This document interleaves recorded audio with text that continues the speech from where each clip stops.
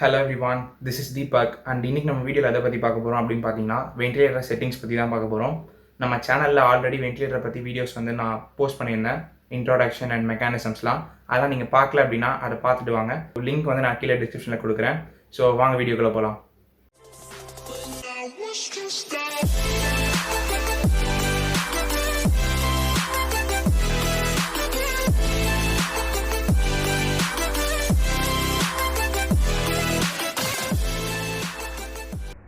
So இப்போ ஒரு பேஷண்ட்டுக்கு ப்ரீத்திங் ப்ராப்ளம் இருக்குது. ஸோ நம்ம என்ன பண்ண போகிறோம்னு பார்த்தீங்கன்னா மெக்கானிக்கல் வென்டிலேட்டரை கொடுத்து அவங்களுக்கு ப்ரீத்திங்கை நம்ம சப்போர்ட் பண்ண போகிறோம்.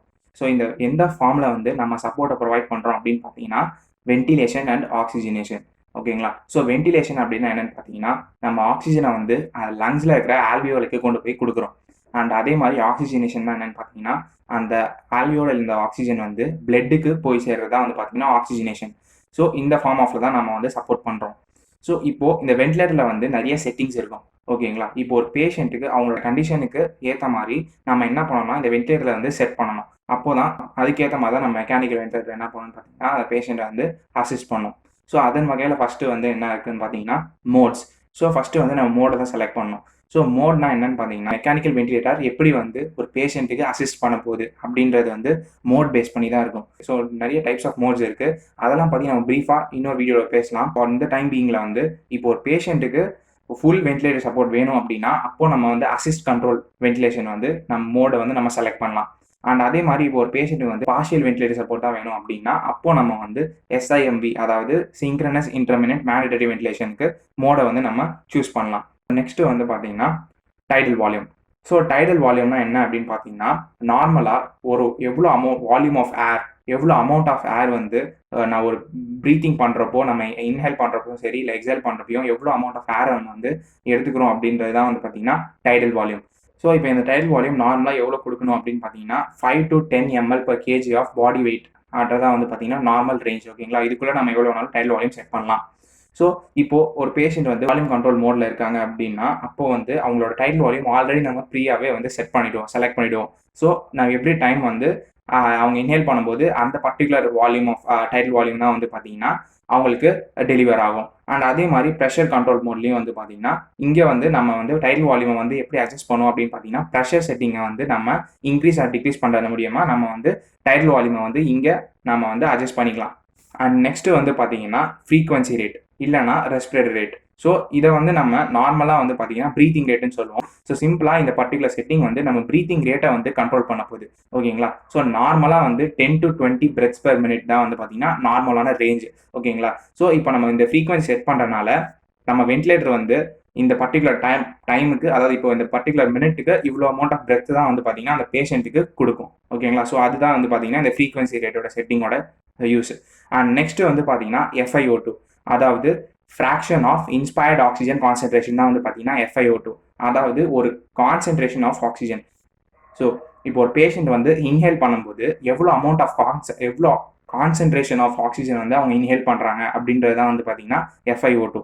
இதே இப்போ ஒரு பேஷண்ட் சிவியரான ஹைபாக்சிமிக் ஸ்டேட்டில் இருக்காங்கன்னு வச்சுக்கோங்களேன். அதாவது ஹைபாக்சிமியான என்ன அப்படின்னு பார்த்தீங்கன்னா இப்போ பேஷண்ட்டோட பிளட்ல ஆக்சிஜன் லெவல் ரொம்ப கம்மியாக இருக்குது. அப்படின்னும் போது அந்த மாதிரி பேஷண்ட்க்கு நம்ம FiO2 நம்ம 100%ல செட் பண்ணுவோம். ஓகேங்களா? ஸோ அப்புறமா ஆக்சிஜன் லெவல் நார்மல் ஆக நம்ம அந்த FiO2 டிக்ரீஸ் பண்ணுவோம். ஸோ யூஸ்வலாக என்ன ரேஞ்ச் இருக்குன்னு பார்த்தீங்கன்னா 30% 60% ஆஃப் FiO2 தான் பார்த்தீங்கன்னா யூஸ்வலாக ரேஞ்ச். இப்போ மோர் தென் 60% ஆஃப் FiO2ல நம்ம ரொம்ப நாளாக கொடுத்துட்டே இருக்கோம் அப்படின்னு பார்த்தீங்கன்னா ப்ரொலாங்டு பீரியடில் அவங்களுக்கு இந்த FiO2 மோர் தென் 60% இருக்குது அப்படின்னா அப்போ அவங்களுக்கு ஆக்சிஜன் டாக்ஸிசிட்டி உண்டாக சான்சஸ் அதிகமாக இருக்கும். ஓகேங்களா?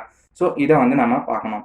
அண்ட் நெக்ஸ்ட் செட்டிங் என்ன அப்படின்னு பார்த்தீங்கன்னா flow rate. So flow rate அப்படின்னு என்னென்னு பார்த்தீங்கன்னா எவ்வளோ வேகமாக இந்த டைடல் வால்யூமை ஒரு வென்டிலேட்டர் பேஷண்ட்டுக்கு டெலிவர் பண்ணுது அப்படின்றது தான் பார்த்தீங்கன்னா ஃப்ளோ ரேட்.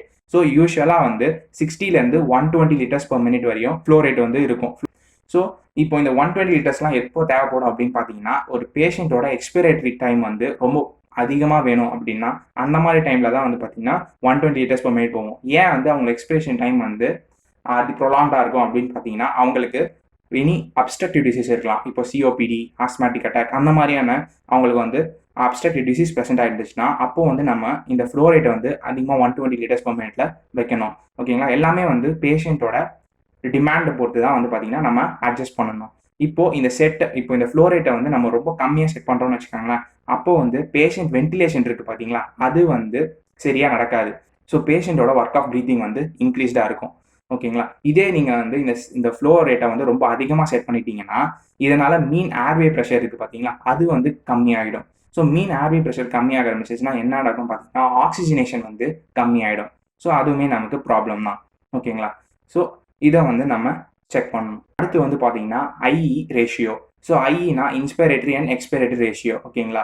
ஸோ இப்போ வந்து ஒரு ப்ரீத்திங் சைக்கிள் அப்படின்னு எடுத்துக்கிட்டோம்னு வச்சுக்கோங்களேன். அதில் வந்து ஒன் போர்ஷன் வந்து இன்ஸ்பிரேஷனுக்கும் இன்னொரு போர்ஷன் எக்ஸ்பிரேஷனும் இருக்கும். ஸோ நார்மலாக வந்து 1:2 இருந்து 1:4 ரேஷியோவில் 1 அப்படின்றது பார்த்தீங்கன்னா நம்மளோட இன்ஸ்பிரேட்டரி போர்ஷன் அண்ட் 2 அப்படின்றது பார்த்தீங்கன்னா எக்ஸ்பிரேட்டரி போர்ஷன். எக்ஸ்பிரேட்டரி ஃபேஸ் வந்து யூஸ்வலாகவே நார்மல் ஃபிசியாலஜிக்கல் கண்டிஷனில் இன்ஸ்பிரேஷனோட கொஞ்சம் ப்ரொலாங்டாக தான் இருக்கும். ஓகேங்களா?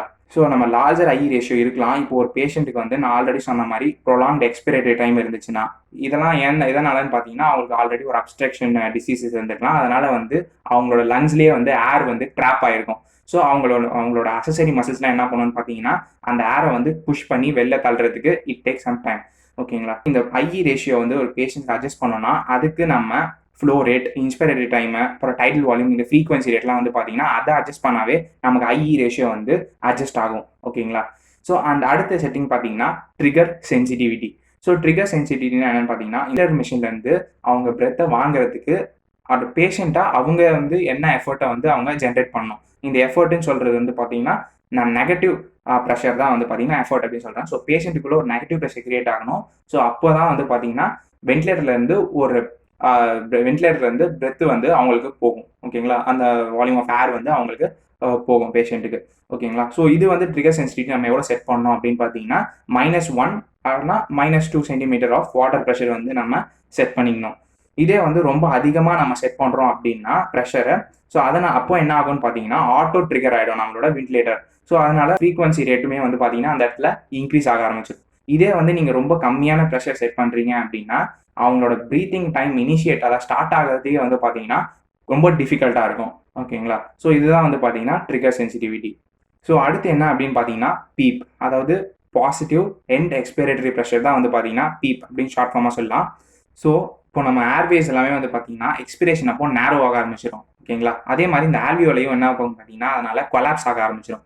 ஸோ இதை வந்து நம்ம ப்ரிவென்ட் பண்ணுற பட்சத்தில் நம்ம பீப் அப்படி இனிஷியேட் பண்ணோம்னா ஆல்வியோலை வந்து க்ளோஷர் ஆகிறது வந்து ப்ரிவென்ட் ஆகும். ஸோ அதனால என்ன ஆகும்னு பார்த்தீங்கன்னா நமக்கு ஆக்சிஜனேஷனோட டைம் வந்து பார்த்தீங்கன்னா இன்க்ரீஸ்ட் ஆகும். So major benefits of PEEP என்ன அப்படின்னு பார்த்தீங்கன்னா ஆல்வியோலரில் வந்து ஆக்சிஜனேஷனை வந்து இன்க்ரீஸ் பண்ணும் அண்ட் அதே மாதிரி ஆல்வியோலர் கொலாப்ஸை வந்து ப்ரிவென்ட் பண்ணும். ஓகேங்களா? ஸோ நார்மலாக நம்ம வந்து 4 to 6 centimetre of water pressure வைக்கலாம், இல்லை 5 சென்டிமீட்டர் ஆஃப் வாட்டர் ப்ரெஷர் வந்து நீங்கள் வச்சுக்கலாம். இப்படி 5 சென்டிமீட்டர் வச்சாவே வந்து 5 சென்டிமீட்டர் ஆஃப் வாட்டர் ப்ரெஷரே வந்து பார்த்தீங்கன்னா இட் இம்ப்ரூவ் யுவர் ஆக்சிஜனேஷன். ஓகேங்களா? அண்ட் இதுக்கும் சேர்த்து டிஸ்அட்வான்டேஜஸும் இருக்கும். ஸோ டிஸ்அட்வான்டேஜ்னு வரும்போது இது என்ன பண்ணுன்னு பார்த்தீங்கன்னா இன்ட்ரா தொராசிக் ப்ரெஷரை வந்து இன்க்ரீஸ் பண்ணும். So intra thoracic pressure increase ஆகிறதுனால நம்மளோட வெயினஸ் ரிட்டர்ன், கார்டியாக் அவுட்புட் எல்லாமே வந்து கிராஜுவலாக டிக்ரீஸ் ஆக ஆரம்பிச்சிடும். அண்ட் அதே மாதிரி இன்னொரு டிஸ்அட்வான்டேஜ் என்ன அப்படின்னு பார்த்தீங்கன்னா ஆல்வியோலர் ப்ரெஷரும் இன்க்ரீஸ் ஆகும். ஸோ தட் நமக்கு வந்து பேரோட்ராமா அப்படின்னு சொல்லிட்டு ஒரு விஷயம் வந்து ஜென்ரேட் ஆகும். ஸோ இந்த பேரோட்ராமா என்ன அப்படின்னு பார்த்தீங்கன்னா இந்த ஆல்வியோலை இருக்கிற ப்ரெஷர் வந்து பார்த்தீங்கன்னா கொஞ்சம் கொஞ்சமாக இன்க்ரீஸ் ஆகிறதுனால அதோட வாஸ்குலேச்சர், இந்த பல்மரி வாஸ்குலேச்சர் இருக்குது பார்த்தீங்களா, அது எல்லாமே என்ன ஆகும்னு பார்த்தீங்கன்னா ரப்சர் ஆக ஆரம்பிச்சிடும். ஸோ அதனால் நமக்கு ஹீமோரேஜ் ஆகும் அண்ட் கொஞ்ச நாள் கழிச்சு ஹீமோப்டைசிஸ் ஆகும். அதாவது காஸ் ஆஃப் வித் பிளட் தான் வந்து பார்த்தீங்கன்னா ஹீமோப்டைசிஸ். ஸோ இந்த மாதிரியான ப்ராப்ளம் காஸ் பண்ணும். ஸோ இதெல்லாம் வந்து பார்த்தீங்கன்னா இந்த பேரோட்ராமா வந்து ஒரு எமர்ஜென்சி ஆன ஒரு விஷயமா வந்து அவங்க கன்சிடர் பண்ணுறாங்க.